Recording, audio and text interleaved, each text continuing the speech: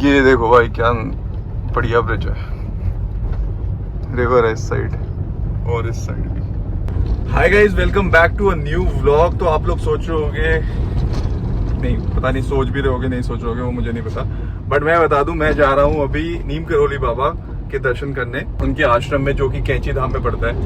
और बहुत मन था बड़े टाइम से, क्योंकि आपको पता ही है मैं हल्द्वानी आया हूँ। जिसको नहीं पता मैं हल्द्वानी क्यों हूँ वो जाके पुराना व्लॉग देख लो, आई बटन पे क्लिक करके।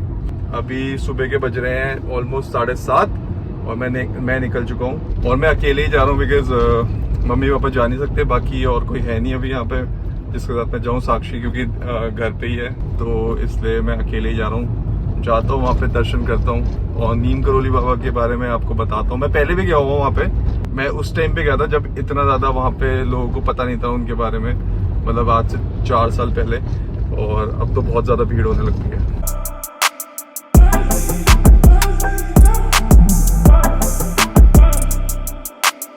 दोस्तों ये है भीमताल की मार्केट, भीमताल पहुंच गया मैं। अभी तो शॉप्स खुली नहीं है, थोड़ी थोड़ी खुली है, जनरल स्टोर्स वगैरह। प्रॉपर यहाँ पे भीमताल का बोर्ड देख लो, चौक है इनका, भीमेश्वरी देवी मंदिर। ये रही हमारी भीमताल की सुंदर सी लेक, स्टार्ट हो गई यहाँ से। ओए होए होए, बढ़िया नज़ारे हैं। सो दोस्तों मैं पहुंच चुका हूँ भीमताल। एक्चुअली कैंची धाम जाने के 2 रास्ते हैं, एक नैनीताल रोड के थ्रू है और एक भीमताल के थ्रू है। तो नैनीताल वाली रोड पे पापा बता रहे थे कि काम वगैरह चल रहा है, रोड का थोड़ा वो मरम्मत चल रही है, तो वो रोड्स बंद करी हुई है, तो इसलिए भीमताल के रास्ते जा रहा हूँ। और ये देखो भाई कितना सुंदर है, सनराइज बढ़िया से हो चुका है और बढ़िया सी हमारी भीमताल की लेक इतनी सुंदर लग रही है।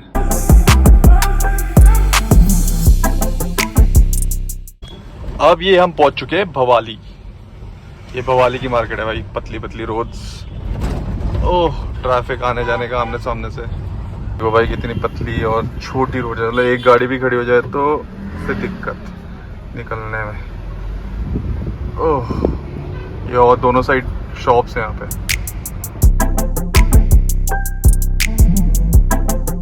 सो अब बस भवाली से निकल चुके हैं और 6-7 किलोमीटर और रह गए हैं कैंची धाम मंदिर, और मैं बहुत एक्साइटेड हूँ नीम करोली बाबा के दर्शन करने के लिए।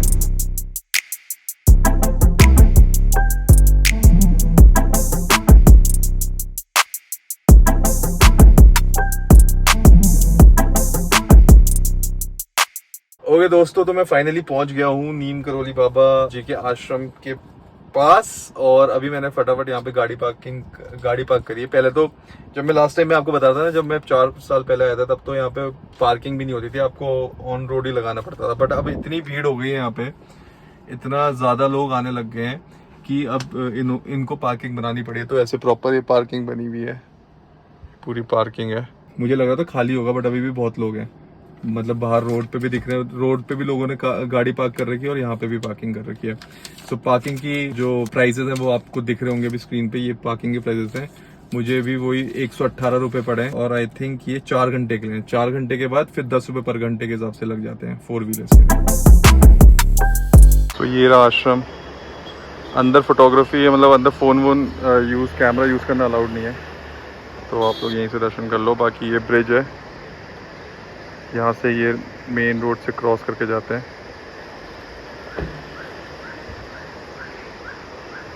जय नीम करोली बाबा जी।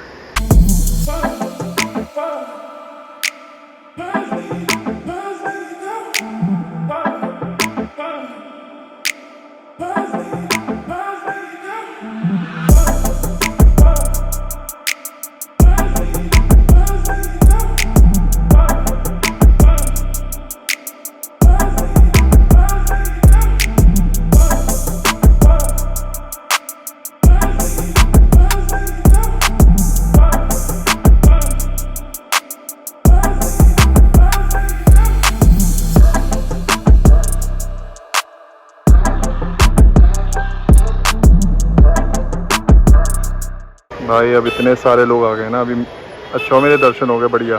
तो भीड़ हो गई है प्रॉपर अंदर, ये देखो।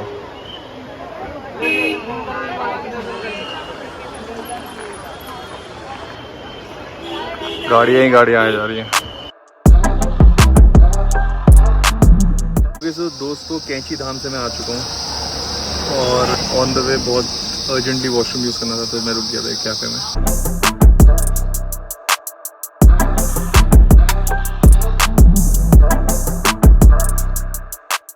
तो दोस्तों ये है भीमताल की लेक। उस टाइम में आपको अच्छे से नहीं दिखा पाया था, अब देखो भाई कितनी बड़ी है, तभी इसका भीमताल नाम है क्योंकि इतनी भीम जैसी है लेक।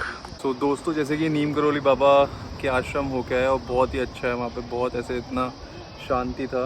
और मोस्ट इम्पॉर्टेंटली वहाँ पे फ़ोन्स वगैरह अंदर कुछ अलाउड नहीं है, आप फ़ोन निकाल भी नहीं सकते। अगर आपने जेब से भी फ़ोन निकाल के रखा हुआ है ना, तो वहाँ पे जो भी पंडित जी होते हैं या जो भी स्टाफ होता है वहाँ का, वो मना कर देता है कि फ़ोन रख दो फटाफट जेब में। और मंदिर के अंदर मैं आपको बताऊँ, आश्रम के अंदर वहाँ पे हनुमान जी का मंदिर है, दुर्गा माता का मंदिर है, लक्ष्मी जी विष्णु जी का मंदिर है और महादेव का मतलब शिवलिंग है एक, तो ये मंदिर है। और साथ में एक बड़ी सी मूर्ति नीम करोली बाबा की है, जहाँ पे सामने बैठ के लोग मेडिटेट करते हैं, ध्यान लगाते हैं, हनुमान चालीसा पढ़ते हैं। और बहुत ही मतलब बहुत अच्छा लगा मुझे वहाँ जाके, ऐसे पॉजिटिविटी आई।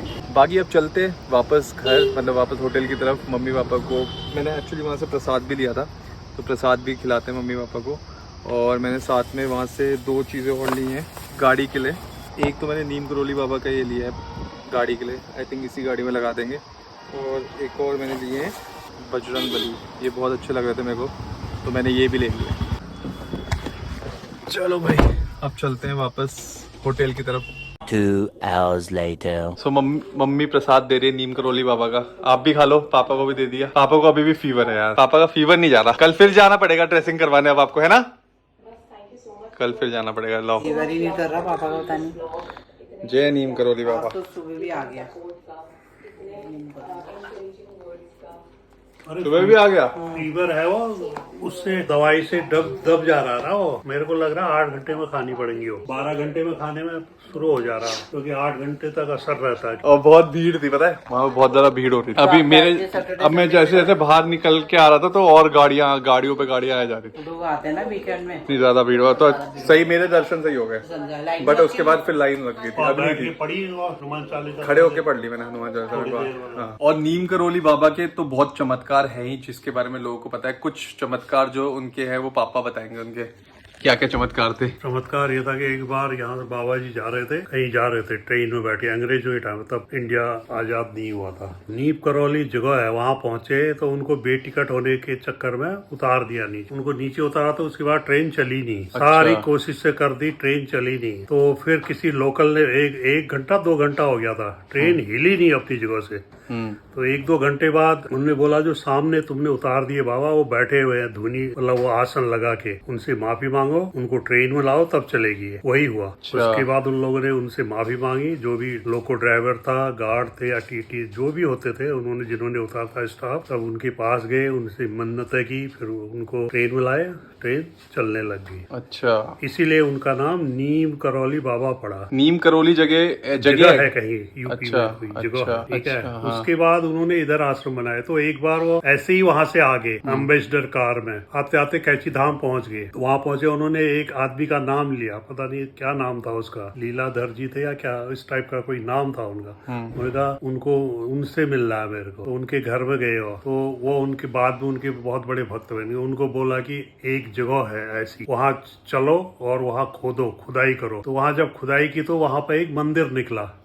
उस मंदिर के अंदर, जबकि वो बंदा ये कहता था कि तब वो 40-50 साल का था, वो कहता आज तक हम तो इधर जंगल में गाय वाय चराने जाते थे, घास काटे जाते थे, कभी कुछ ऐसा दिखा नहीं। तो जब खोदा तो ऐसा लगा कि कुछ टाइम पहले ही वो उसमें दिए जले हुए थे। वो जब बंद हो गया था तो दिए ऐसे लग रहे थे कि अभी अभी के दबे हुए हैं रिसेंटली। तो उसी जगह पर फिर ये अभी जो इनका आश्रम बना है, यहाँ पर बाबा जी ने मंदिर बनाया, उसके बाद वो जगह है। तो ये नीम करोली बाबा ने उनको बोला था वो उनको कि जाओ यहाँ पे खुदाई करो। उनको ले गए साथ, बोला यहाँ पर खोदो। तो वहाँ पर कोई पुराना वो दिखा उनको मंदिर दबा हुआ, जिसमें वो हनुमान जी का मंदिर था। और एक बार की बात है कि ये वही काची धाम में इनका भंडारा हो रहा था। तो बताते भंडारे में घी कम पड़ गया। भक्त आए बाबा जी से, आज की बात नहीं है, बहुत पहले की बात है। उन्होंने बोला बाबा जी तेल खत्म हो गया घी भंडारे के लिए। हाँ, घी तेल जो भी था जिसमें पूड़ियाँ बनती है, तो वो खत्म हो गया। उन्होंने कहा कोई नहीं, वो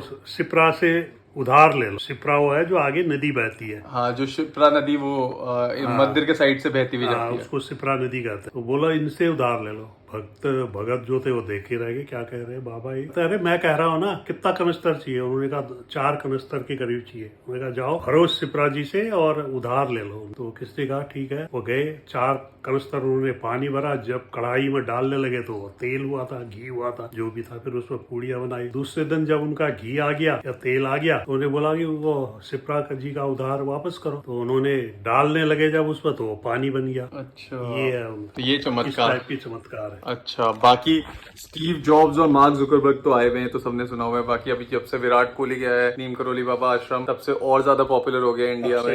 अक्षय कुमार, मतलब बहुत सारे अब इंडियन सेलिब्रिटीज भी जा रहे हैं, तो अब और ज्यादा पॉपुलर हो गया। पापा और मैं जब 4 साल, मैं बता रहा था आप लोगों को, 4 साल पहले हम लोग जब गए थे तो बिल्कुल भीड़ नहीं होती थी, नॉर्मल बस जो लोकल लोग होते थे उन्हीं को पता होता था नीम करोली बाबा के बारे में, आसपास के लोगों को। अब तो पूरे इंडिया और वर्ल्ड में आश्रम फेमस हो गया। और नीम करोली बाबा के आश्रम हम वहाँ वृंदावन वाले भी गए थे साक्षी में, जब हम अभी रिसेंटली वृंदावन गए थे, वहां पे उन्होंने समाधि ली थी। देव वहीं त्यागी थी। हाँ, देव उन्होंने अपना वहीं पे त्यागा। तो ऐसी कुछ कहानियां हैं, बहुत अच्छी इंटरेस्टिंग कहानियां हैं और किस्से हैं उनके बारे में, जो कि सुन के लगता है वाह यार, चमत्कारिक थे। और बोलते वो हनुमान जी का वो थे ना वापस स्वरूप, हनुमान जी का स्वरूप कलयुग में हनुमान जी का स्वरूप थे वो। सोचो तो कितने पावरफुल होंगे। और ऐसे भी बोलते हैं कि वो एक जगह में एक टाइम पे 2 जगहों पे भी होते थे, मिलते थे, ऐसा था, है ना। वो जिसमें थे उनको भगत वहाँ भी देखते थे, नैनीताल में भी देखते थे, उसी टाइम कैची धाम में दिखते थे। तो जहाँ पर श्रद्धा से अगर कोई भक्त जाता था उसको वहीं पाते थे। वृंदावन में भी दिखते थे, हर मतलब दिखते थे, बताए वो। सोचो इतने चमत्कारिक थे। मम्मी आपको कुछ पता है,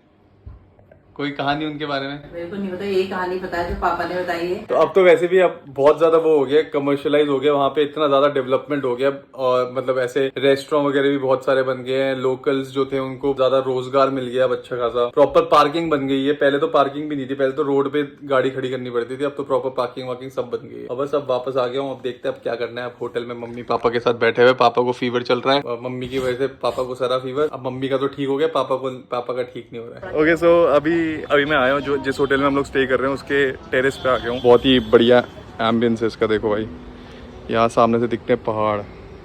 पैटियो फूड लाउंज, और मम्मी लोग बैठे हैं यहाँ पे, गप्पे मार रहे हैं। आज मम्मी आई है ऑलमोस्ट जब से हम यहाँ स्टे कर रहे हैं तब से पहली बार ऊपर आई है। मम्मी आगे वाइट बाल आ गए बहुत ज्यादा। तबीयत करिए, अब क्या करूँ, पापा की तबीयत ही खराब है इसलिए कुछ करने हुई मन नहीं। हाँ, मौसी और राशि भी आए हुए हैं। राशि की भी तबीयत खराब थी, आज आइए ठीक हो गई थोड़ी। मौसी कह रही मेरी भी खराब थी। मौसी आपको क्या हुआ था?